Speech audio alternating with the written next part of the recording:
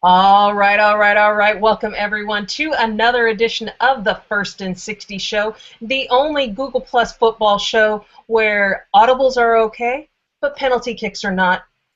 That's for another show, though. Welcome back, everyone. I am Sunny Cadwallader, better known as Cad Chicken. I am here with my co-host, the one, the only Russell Baxter. Hey, Russ. Hello, Sonny. How are you? I am ready for your audibles. I'm ready for any line changes, adjustments, blitzes, anything you can throw at me. But we're not going to Wait. waste. Are chop blocks okay? Hang on, let me. I'm very short. I don't know how much you would really achieve with something like that, to Wait, be honest with you. I've got a sort of a yellow flag. Is there a Oh, gee. Where's the red penalty on the flag? flag? You need the red flag. That's what you need. No, no challenges. Maybe a red card. I'll pull out a Yeah. red card. Listen, we've already had our share of challenges tonight, correct? Amen, brother. We sure Yes, have. that's right.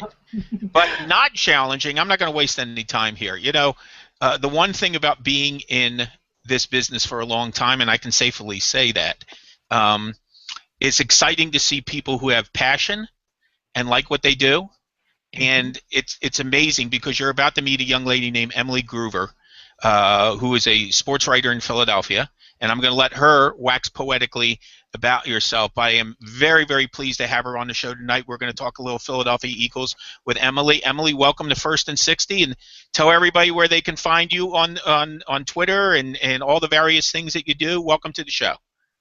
Thanks for having me on. You can follow me on. See, we have special effects, Emily. We didn't spare any expense. Yeah, I love those effects. There's a rousing audience for you, Emily. You can follow me on Twitter at EmilyGroover3, and I recently joined fanversefan.com, and I blog on BroadStreetPhilly.com, and I write about all Philadelphia sports since I live in the Philadelphia area. I'm a huge Philadelphia sports fan, so I recently joined there, and I write about anything Philly sports. Well, I'll be visiting. Russell, You'll be visiting. hold on, Russell. Sorry. I gotta get this. You're 15 years old, Emily. Where did your passion for sports come from?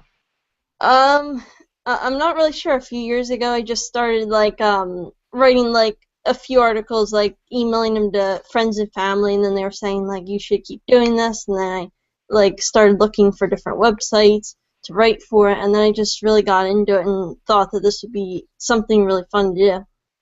That's so cool. I am so impressed that at 15 you already know what you want to do. And you're not afraid. You're just pursuing it, and I think that's awesome. Go ahead, Russ. Sorry about that. No, it's great because I'm 54 and I still don't know what I want to do. So, but I do know what I'll be doing in 2 weeks. I'll be visiting the fair city of Philadelphia for a couple of days, which is actually my hometown, where I was born, and many of the Baxters. How many brothers? Never mind. We don't have enough minutes to me talk about all my 8 brothers and sisters. Emily, I'm going to jump right in with the Eagles, though. A 3-5 start last year, which turned into a 10-6 record and a division title. One of the classic last place to first place teams that we see nearly every year. In your mind, what was the difference last year with the Eagles under Chip Kelly, and compare it maybe to the last 2 years under Andy Reid and the quote-unquote.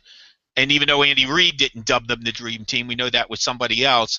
What was the difference, and how did the slow start materialize into this 7-1 finish? It was just the game style. Chip Kelly, I think, just brought a whole nother dimension. He brought energy. He's a very determined guy. He wants to win. He wants to do whatever he can to win. So I think it was just his mentality and his game plan, and it just changed everything. And I think it fit the players well. I think especially Nick Foles, LaShawn McCoy, when Deshaun Jackson was on the team, it fit the players. The players, I think, wanted to play within this offense, and I think LaShawn McCoy loved it the most because this is his kind of play. With Andy Reid, sometimes Michael Vick would throw the ball 55 times, and he wouldn't get the ball on third downs. He wouldn't get it when he needed to get the ball. So I think that it really helped out the players, and I think that the game plan and the game style that he brings just really benefited the players, and it just changed everything because he just brought a fresh new start to Philadelphia, and I think that's what the fans really needed. It's great that you bring that up. For people who don't realize, only the Broncos gained more total yards than the Eagles did last year, and nobody ran the ball for more yards than Philadelphia. They had the leading rusher in the league with LaShawn McCoy. And, the game that kind of convinced me that this was not what everybody thought it was going to be, this, 90 plays a game and fast-paced and all that, was the game in the snow at Philadelphia against Detroit, where they showed they could outmuscle a team. And again, 7-1 in their last 8 games. Talk a little about LaShawn McCoy. Fascinating player. A couple years ago, scored 20 touchdowns. Little hobbled in 2012. It was such a disappointing season, and last year bounced back in such resounding fashion. Yeah, he's just a fun player to watch. He's probably my favorite player on the Eagles because he's just so explosive and exciting to watch. I think that he's going to have probably his best season yet this upcoming year. I would count him in as an MVP candidate because he's that good. He believes that he's the best running back in the game. Just a few days ago, he was saying that he thinks he's better than Adrian Peterson. So I think he's poised for a big year, especially with the Darren Sproles addition. I think that it takes off a lot of pressure off of him with how many carries he had last season. So I think that he'll fit in this offense well again. I think I'll have a great year. Yeah, it's funny because a lot of people have spun the Darren Sproles acquisition as taking LaShawn McCoy off the field. Darren's a totally different type of running back, and LaShawn is an excellent receiver out of the backfield. He not only led the league in rushing, he led the league in total yards from scrimmage as well. He's always had a good forte for catching the football. So I think that much too much being made. I mean, the Sproles addition means they're going to move the ball in a different way this year. But that idea that they are going to be dedicated to run isn't going to change. Now let's flip it to the other side of the ball because last year, even though they played a little better, there were certainly some question marks about the Philadelphia defense. A little exposed in the playoffs against the run. They were erratic against the run. I know so many people talked about the issues they had against the pass. But, if you can't stop the run, you wind up not being able to stop anything else. What do you think it's going to be like this year, Emily, in the second year of playing that 3-4 defense? I think it's going to be improved, but there's still a lot of issues. There's still tons of issues, and I don't think that their defense is anywhere near Super Bowl caliber because they're just not consistent. I remember last year against the Broncos, they were giving up so many yards after the catch. They couldn't stop the run consistently. And when you take a look at their schedule about the outcomes of the scores, they were giving up 20, 30-point games. So the defense definitely needs to step it up this year. They do have a lot of potential, though. I like what they got in the draft. I like the Jalen Watkins pick because I think he brings versatility. I like the Malcolm Jenkins signing. He brings versatility. And just from those signings, you can tell what kind of game plan Chip Kelly brings. He wants versatility, he wants speed, he wants fast pace. So I think the potential on the roster is solid, but they still need improvements because some of those guys are going to free agency after the season. I think it was Brandon Boykin who's the top guy who's going to free agency. So I think that it'll be improved, but they still have a lot of young guys that they need to develop. And it's still concerning with all the injuries that they had last year, too. All right. I thought their most intriguing pickup in free agency was Nolan Carroll, the cornerback, who I think could maybe push for a starting job. A lot of people are like 50-50 on Malcolm Jenkins because he didn't have a great year last year, but this is a totally different system that Billy Davis runs. And I'll be curious to see what Marcus Smith does, the first-round pick out of Louisville. If he's going to spell Trent Cole every once in a while. Trent Cole's really more of a defensive end than an outside linebacker. Marcus Smith is, one of those tweener guys who can play outside linebacker. But should be a fascinating year in the NFC East. It always is. The last 4 years, 10 wins or less has won the division. We had a 9-7 Super Bowl champion come out of there a couple of years ago. The last 2 teams to win the division finished last the year before, the Redskins and the Eagles. So I don't know if that bodes well for Washington, but what really bodes well is hopefully we'll be able to have you back on the show again, Emily. Thanks very much for spending a little time talking to us about the Philadelphia Eagles. Yes. Yeah, I would love to come back on. Thanks for having me. Thanks, Emily. You have a very bright future ahead of you. If you're already writing about the NFL, understanding everything that's going on with your team at 15 years old. You've got a bright future ahead of you. More power Thank to you. you, Emily. Take care. Thank you. Thank you. Well, call me impressed, Russ. That girl knows her stuff. Mm-hmm. Yeah, she does. We always have quality on this show. You know that more than anybody. And speaking of quality, great segue. Well, hang on. Hang go on. ahead. Hang on. We got to acknowledge our peeps in the house. Oh, okay. Anwar Adnan. Hey, Anwar, thank you for joining us. And yes, let's see. Debbie Davis, I was able to give her the correct Twitter handle for Emily, so she was there. And yes, Cheryl Deuce, we did start without you. I'm sorry. And if you have not seen Cheryl in the pro football shirt that she won last time, then you better make sure you check it out on my timeline. And Russ, why don't you talk about the shirts real quick? I will. Now, who did we have there? We had Anwar and Debbie? Cheryl and Debbie, yes. Okay. So, but Anwar and Debbie were the first two, right? No. Well, Cheryl was here. No, I'm talking about the first two you introduced. That was Yes. Anwar and that was Debbie, right? Yes. So Anwar will get the first free shirt tonight, and Debbie will get the second free shirt tonight. Oh, awesome! They're gonna love that. All right. They're just gonna have to get me their addresses and their size, and we'll be giving them away. Okay. But now, speaking of quality, we go back to a man who's. No, we're not. He's not quality. Come on now. Murph, you come on here and you get abused by the Raiders fan. I mean, Yes. Stop already, right? Tuck rule, Murph. All right, folks. Well, we all know that I am not a person who rejoices in winning the Super Bowl after the tuck rule, except for the fact that yes, we did win the Super Bowl after the tuck was called. I'm sorry, Sonny. I'm sorry. Yellow. You play by Lots the of rules. yellow on that play. It's not as bad as the immaculate reception. At least the tuck rule existed. Well, I mean, take your pick. I need a moment. Take your pick. The Holy Roller, the Sea of Hands. I mean, isn't it fun? There's so many games with plays like that attached to the Raiders. I mean, I think that's part of the great mystique, and hopefully we can get that mystique back. It will, sometime soon. I mean, I don't want to remind you, Sonny, that in the last 11 years, the Raiders are 70 games under 500. But I have a bet with a Jets fan this year, so Murph, you should be cheering for me. I have a bet with the Jets fan this year that the Raiders are going to do better than the Jets, and I'm talking to you, Russ Cohen, if you're out there. Anyway, okay. Go ahead. Hey, Murph, how's it going? I'm great. At least I was great until I came in here and got slapped around by you, Sonny.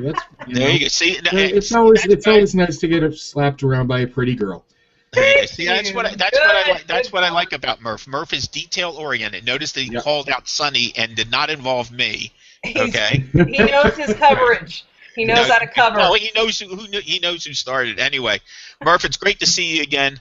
It's hard to believe we couldn't wait for the draft to get here, and now it's 2 weeks old already.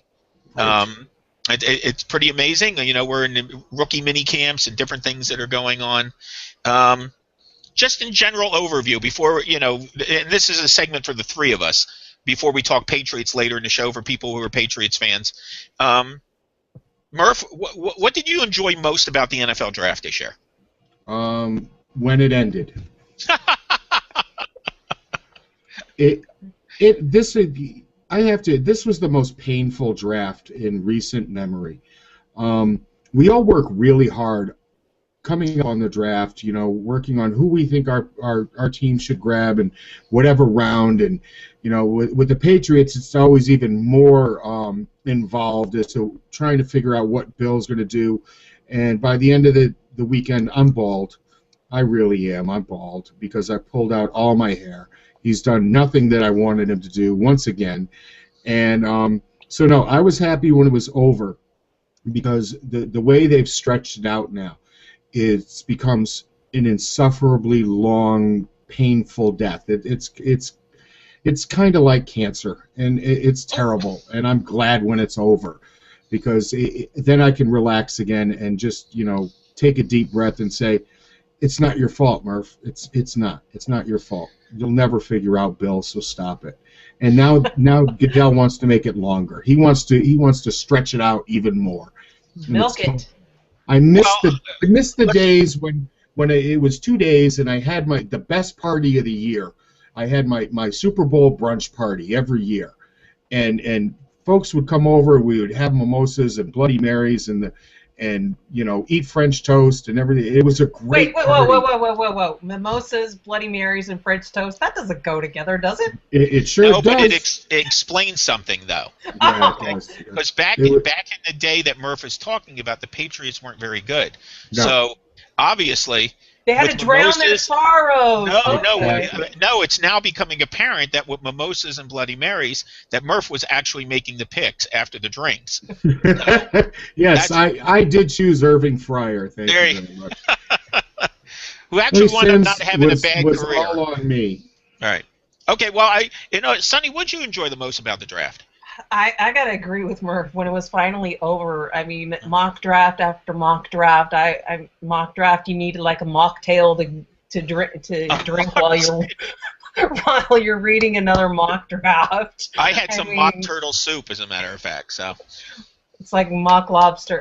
Never mind. Anyways, yeah, I gotta agree with Murph when it was finally over, because there was other things that I was paying attention to, not just the draft itself, but there was social media stuff that I was watching, and oh my gosh, I was just tired of it all. So yeah, I agree with Murph.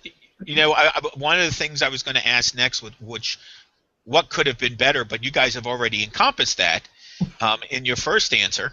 But Sonny, you alluded to other things you were watching, and you saw something that somewhat innovative with the Google Plus Hangouts in the NFL Draft. Yes, I had spoke with Max Goldstein a couple weeks back, and he had told me about a joint venture between the NFL Players Association and Google. And what they were trying to create was it wasn't a first step, it was just a natural evolutionary in the process that Google is making a concerted effort to engage sports as sports athletes, sports organization using the Hangouts. So what they did, starting with, I forget, Cody Latimer. I believe he had the very first Google Hangout. It was actually before the draft, but it was a way for the media and fans to engage with the future NFL stars. And the very first one that was done after he was selected was Oregon State's Brandon Cooks. And I was able to participate in his and several other future NFL stars, because I do believe Brandon Cooks is going to be a star with the Saints. I mean, if Breeze is his quarterback, he's going to be a star. But it was just taking social media outside of the words of Twitter, outside of the words of Facebook, and bringing it to video form, which you can get a better feel for the type of person that the players are, how engaging they are, and plus it's also getting them prepared for engaging with the media and perhaps the whatever they're going to do after their career is over. So it was really innovative. There were some challenges, but trying to get that first person account after a player is selected, that was something that you hadn't really seen on any of the social media platforms. So I was busy with that all 3 days. Excellent. Any other thoughts on the draft besides the length? And I had gotten some information. They were thinking about expanding the draft to 256 days, so every player could have their own day. But I think that's been disputed. So. Well, let me ask you guys this quick question now that I'm thinking about it. There was talk of moving it to other cities, correct? What are your thoughts on that, Murph, Russ, whoever? Well, if you listen to Roger Goodell's interview with Chris Berman, I think what he was really trying to say was, I don't think he's trying to turn this into a traveling road show. I think the problem was that, and listen, there's other drafts. I know other sports drafts do move around. The NBA draft moves around, correct? Good question. I don't Okay, remember. I think it does. I mean, the draft's been in New York. The NFL offices are in New York. From what I understand, there was a conflict with Radio City, and there could be a continuous conflict with Radio City because of some sort of entertainment thing they now have planned for that week in April. So what I kind of got from Roger Goodell, if you listened closely to his interview with Chris, was the fact that they do not want to move the draft into May. They want to keep it.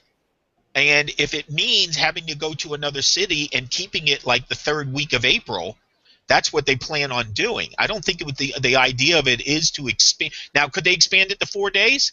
Yes, I think that's a separate thing. But I don't think listening to you almost sensed a little frustration on Commissioner Goodell's part because I don't think they wanted to push it into May. I think they couldn't get Radio City, and there was not much they could do about it. But if it means having it the third week of April again, and having it in Chicago or Philadelphia or somewhere else.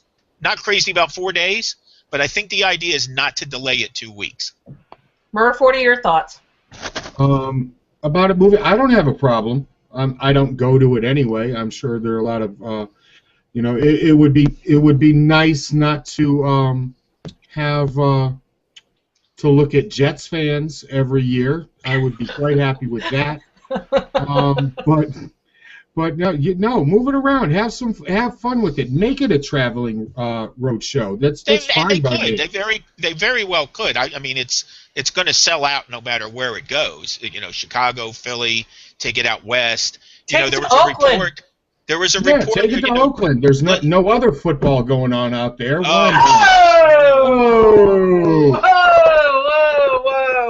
Well, welcome to Finland. And folks, Sonny Cadwaller has just blocked me on Twitter, taken me off of any future shows that I might be having. Got that right, baby man. Welcome to it's like 8 different referees throwing the flag on the field. Welcome to First and 60's first annual dart competition. There was a story out there 2 or 3 weeks ago about maybe even Dallas hosting it in Cowboy Stadium, where they could obviously put a ton of people and turn it into an event. So I don't think, like I said, I think the bottom line is they do not want to have this draft in May again.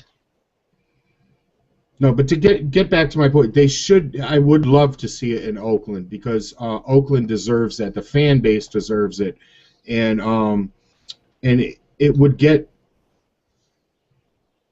maybe a new stadium for the folks out there that sorely deserve a football-only stadium. Folks, step up, Oakland. Build an arena. Keep the Raiders where they belong, and we'll give you a Super Bowl too. I'll put my vote in for a Super Bowl and the draft.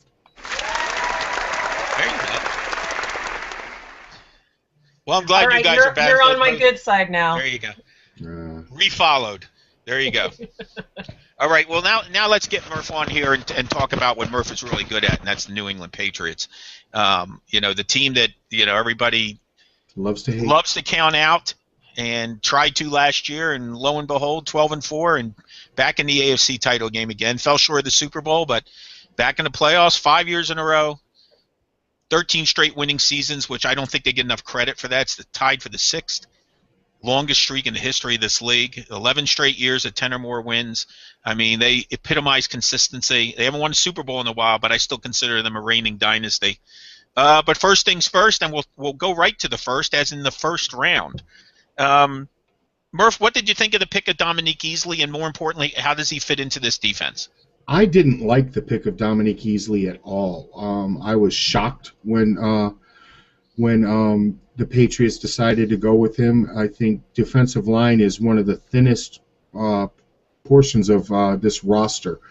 If anybody knows the Patriots well, Tommy Kelly and Vince Wilfork are both coming off of major knee surgeries. If you've ever seen Tommy Kelly and Vince Wilfork, these are large, old, fat men. I like large, old, fat men, but I don't like them injured, and I don't like them filling out this roster and rolling the dice with Mr. Easley, who is an undersized defensive linemen. As you might know, he might be the Smurf of defensive linemen. He's a great talent, but this man has had bilateral knee surgeries in the course of 22 months. He's had both of his ACLs reconstructed, and I didn't like the pick at all. So that answers the first part of your question. I thought that there were better, more talented, safer picks to have there. I don't think that this was the year to roll the dice there. Not when we're this close and the window on Tom Brady is closing. Well, it's interesting you said that about the undersized part, because it was fun when I was writing about the Patriots about a week or so ago after the draft. They listed him. The league listed him as a defensive end, being drafted. Okay, and I had mentioned the fact that the Patriots did not draft a defensive tackle, and I got some comments on a story I read and said, "Well, what are you talking about? He's a defensive tackle." I said, "Well, I'm going by the league, what the league roster says, and that's what I always stick to." And they listed him as a defensive end. They did, and So this sounds like a tweener defensive lineman, and right. You will see in a piece that I'm writing tonight, basically the same things you're saying about Tommy Kelly and Vince Wilfork and so on, in terms of what's left in the tank for two guys coming off of big injuries. Mm-hmm. So go ahead. I'm sorry, Murph. Yeah, no. To get to the second part, I'm not sure where he fits in. This guy is not your prototypical 3-4 front guy, because of his size. He's really short-armed. I think he's had difficulty in the past when he can't use his speed to get around offensive linemen that he's never seen before. You guys can talk up the SEC all you want. The SEC is not the NFL. There's a reason I call college semi-pro football. These are grown men that he's going to be taking on at the NFL. And I don't know where he fits into a 4-3 alignment. Has Belichick ever given you reason to question to this degree yet, Murph? No, he hasn't. But also he's never really missed on this side of the ball. Most of the misses that he's had in the first round, in fact, all of the misses he's had in the first round, are tight ends. And no, he hasn't had me scratching my head with a first pick, first or second round, depending on the years that he traded out and traded down. Yep. Mm-hmm. No, not to this extent. I thought it was really gutsy to do this in this year. Well, we know the penchant for Florida players. I mean, so that's the first thing that jumped out to me when I saw the pick. But let's switch gears here to the other side of the ball. Murph, what's the Patriots running game going to look like this year? Are we going to see more Stephen Ridley? Are we going to see more Shane Vereen? Are we going to see other guys contribute? I know Ridley was a little bit in the doghouse toward the end of the year. Vereen is more of a factor in the passing game. I don't think people realize the Pats have been top 10 rushing 2 years in a row. Right. We talk so much about Tom Brady and the passing attack, but even with the passing attack, they've managed to run the ball and done a better job of that. What do you think the running game's going to go? I have no worries about the Patriots' offensive line. I know Tom Brady got sacked more than usual last year, right, but I think that had more to do with the receivers and the unfamiliarity and that change and so on. This can be a power team. It certainly can. What do you think the running game's going to? I don't know if there's going to be a main man in this attack. Do you think there is? You tell me. I don't think there is. There is no main man in this attack. I wrote last year that in New England it was going to be the year of the back, and I equated it to a hydra, because that's what Bill Belichick likes to do. He likes to use many different running backs in many different situations. There is no bell cow. There is no feature back. But I also like to point out that I think both Shane Vereen and Stephen Ridley can go over 1,000 yards in combined yardage next year. I thought they would do it last year. Vereen got hurt and kind of messed up that scenario a little bit. Ridley got what people like to call fumbleitis. I don't have in front of me how many touches he had, but he put the ball on the turf 4 times 4 times. And if you grew up in the era of football that I did, 4 times on putting the ball on the carpet is not a lot. I don't consider that fumbleitis. I go back to the days of Sam Cunningham when he dropped the ball 3 times a week and still went out there and carried the rock as often as anybody would hand it to him. But no, it's going to be a great running attack. You're going to see a lot of different backs carrying the ball for them, not just Ridley and Vereen, but you're also going to see this kid White that they picked up in the draft, James White out of Wisconsin. He is very much in the Shane Vereen role, and I think you're going to see a lot of him this coming season. Interesting, and you're right. You're spot on with the Ridley fumbles. 4 fumbles. I think what the onus that people put on the fact was he fumbled 4 times and he wound up losing all 4 fumbles. Right. So yeah, that's probably more to said.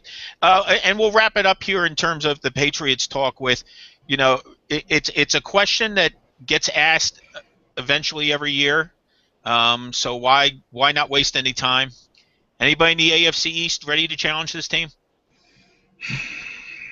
Do you expect me to be magnanimous and say yes? I'm not going. Not the Jets. No. I will get an honest answer from you, which is why I asked you the question. I'm not going. No, there isn't. There isn't. Somebody's got to show me a lot more than they have over the past 2 or 3 years. I like what the Jets did at the top of the draft this year, but it's not going to do. Sonny, relax. They are still going to be the butt fumbling Jets. This is okay. Next time on, I will wear my butt fumble T-shirt for you, and make your day. We'll love it. But no, they haven't done enough. They have 2 quarterbacks now, which means they don't have any. They're good. That locker room is going to be split midway through training camp.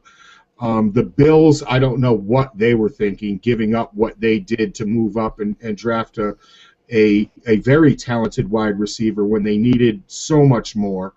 And Miami is just a hot mess. It's it's a hot mess in Miami.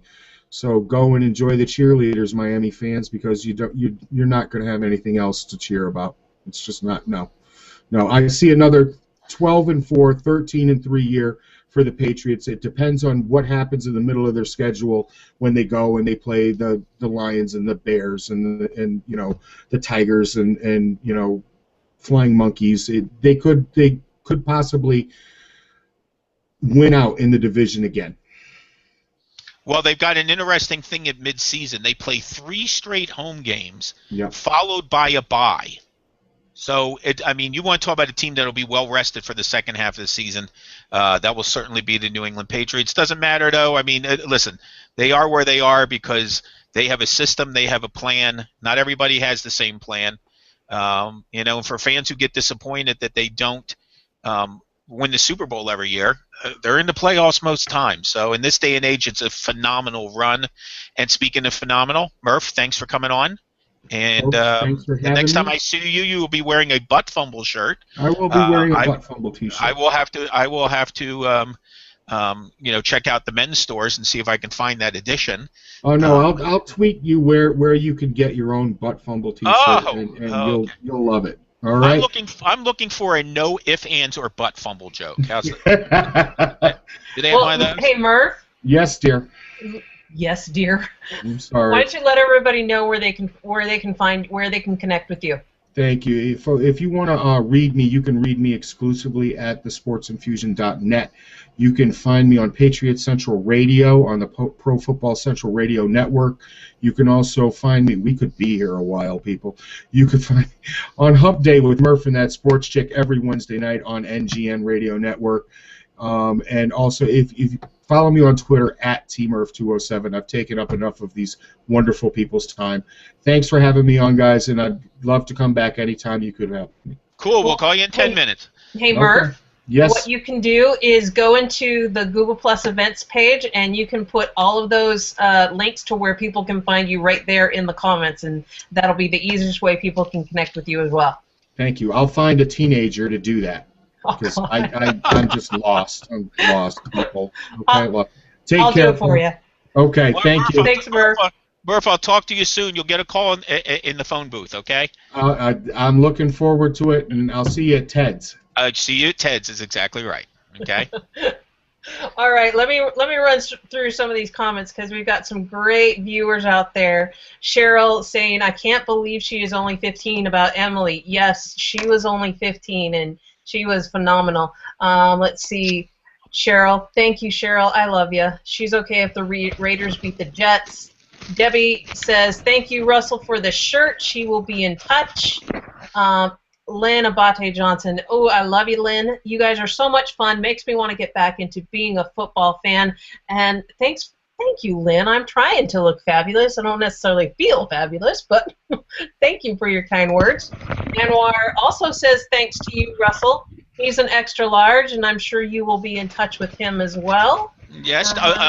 For Debbie, by the way, for Debbie and Anwar, if they're still listening, simply email me at russell@profootballguru.com with your shirt size and address, and we'll get those out probably tomorrow. Excellent.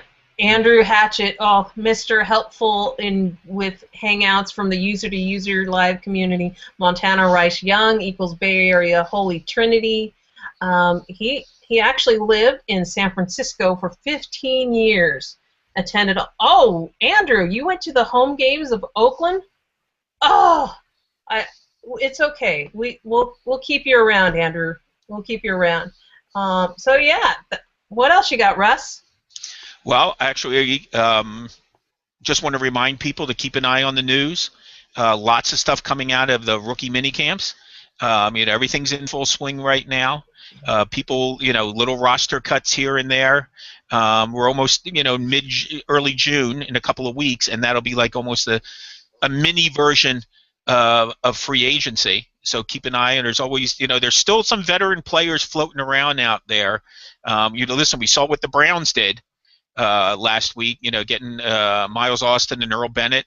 So there's guys out there like Santonio Holmes and Pat Angerer and Darren College and other guys who are going to probably find jobs one way or another. So kind of keep an eye on that as teams go through their rookies and the undrafted free agents and see where they can still fill a roster spot. So if you need any information in terms of the dates and all that for the mini camps, just go on profootballguru.com, go under the tab of NFL 2014, and the complete schedule is sitting there.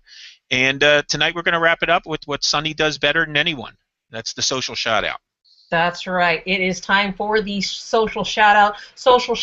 Try to say that 3 times fast. Social shout-out. That's why I don't chew gum during the show. So I just got to be careful of my words, right? Yeah. No words. Social shout-out tonight. A couple of different things. We've been talking about the draft tonight, so let me do a quick screen share. And the Sports Business Exchange, they curated all of the tweets from every NFL team, their first tweets after they made their first pick. And, of course, Houston Texans, Jadeveon, however way he's pronouncing it this week, they tweeted their welcome to him, and as of the date that this post was made, there were over 6,000 retweets for that. And this is the Sports Business Exchange, and it was a great curation of all the tweets because really, when it comes to sports, Twitter is where everything is at in terms of conversation during live events. Of course, my Raiders, for whatever reason, they made a mistake on their first tweet and they deleted it and did a second tweet about Khalil Mack, their first pick. And let's see if we can find the Cleveland Browns. When was Manziel picked? 22nd. Okay, let me get back up here. Okay. Every quarterback the Browns take in the first round is drafted 22nd. No, and when's the last time any of them really worked? So that's why it's the ultimate catch-22, Sonny. Exactly. The Browns were following the Raiders' path, and they deleted their first tweet because they didn't have the picture. And so, yes, this was a picture of Manziel at Texas A&M, and over 2,000 retweets, 1,800 favorites. Now, the second shout out I wanted to do was what happened. Something that took place yesterday was this. The Seattle Seahawks had their White House visit yesterday. They did get to meet President Obama, but prior to that, well, many of them were touring the city and taking some very interesting pictures. I think Richard Sherman here was trying to do a photo bomb of Russell Wilson and that was this picture right here, or almost this picture right here, Russell Wilson with Abraham Lincoln. And then I wanted to do this quick thing. Hopefully I won't get in trouble with YouTube or Google for this. No, it's not showing. It's not playing. Darn. Anyways, they all met with the president yesterday. Can you hear it at all? I cannot, but that's okay. I trust you. Okay. Well, his speechwriters did everything that they needed to do. They hit on every note. He even talked about the belly roll, jelly roll, and so yeah. Go ahead. Well, that's it for tonight. Okay, another great show. Thanks for Emily Groover coming on. Thanks for Murph coming on. Sonny, thank you for coming on. And great job with the social shout-out stuff. I think the Google Plus Hangout segment and the things you talked about, I think, were very, very important, and it's something that people should keep an eye on. As Google Plus becomes more and more a factor in social media and teams start using it. And I can remember working the draft maybe 4 or 5 years ago, and Twitter just started as far as relaying information, and it was just getting started, and now it's the way a lot of people communicate, and I think Google Plus is right around the corner with that type of stuff as well. Exactly, you read my mind. That's part of one of the many reasons why I've come over here. It gives you. It's taking the relationships that I've made on Twitter, like with you, we connected through Twitter, but we're taking it to the next level with Google Plus, because you can see people face to face, you can see their body language, you can get the sarcasm, right, if you will. Until somebody invents the sarcasm font for Twitter and Facebook, there's gonna be a lot of misinterpretation, but not so here on Google Plus. So thanks everyone for tuning in. This is our Audible. We're not going the full 60 tonight. As I said, we are prone to call audibles here. We'll be back in 2 weeks, which will be what day is that? June 5th? That's June 5th. That's a few days before my birthday, Russ. There you go. Birthday. Do you think will I get a Pro Football Guru shirt for my birthday? I'm trying to think. You might get the Pro Football Guru tuxedo. So I'm working on that as well. I don't look good in bow ties. No? Okay. All right. Yeah, I think, as the expression goes, the shirt is in the mail. No, there we go. Thanks, everyone. Thanks to Cheryl and Lynn and Anwar and Andrew. And who else did I miss? Oh, Cheryl. I got Cheryl. Debbie. Thank you, everyone, for joining us tonight. We'll be back in 2 weeks, and we're getting that much closer to NFL football season. Good night.